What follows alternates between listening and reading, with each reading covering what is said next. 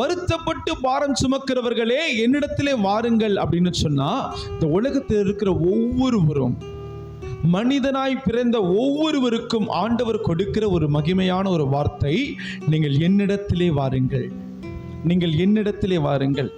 இன்றைக்கு நம்ம அநேக மனிதர்களிடத்திலே போகிறோம். இவர்களோடு கூட ஒரு அரை மணி நேரம் பேசினா எனக்கு மன ரம்மியமான ஒரு சூழ்நிலை கிடைச்சிரும். இந்த நபரோடு கூட நான் ஐக்கியத்தோடு இருந்தால் என்னுடைய வாழ்க்கையில ஒரு இளைப்பாறுதல் கிடைக்கும். இந்த நபர் என்னோடு கூட கடைசி வரைக்கும் நடந்தால் என்னுடைய இருதயத்திற்கு ஒரு நல்ல இளைப்பாறுதல் கிடைக்கும். ஹல்லேலூயா. ஆனா அப்பேற்பட்ட நபர்கள் கூட நம்ம ஏமாற்றி போகிறதற்கு வழிகள், வாய்ப்புகள் அநேகம் உண்டு.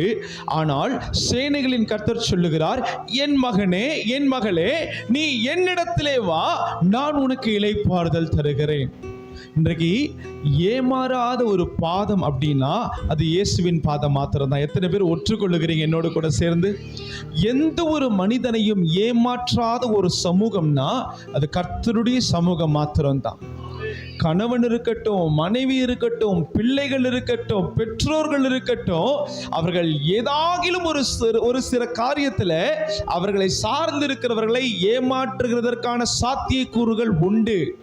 ஆனால் நீங்களும் நானும் ஒரு நாளும் ஏமாறாத ஒரு இடம் இருக்கு, அதுதான் இயேசுப்பாவுடைய சமூகம்.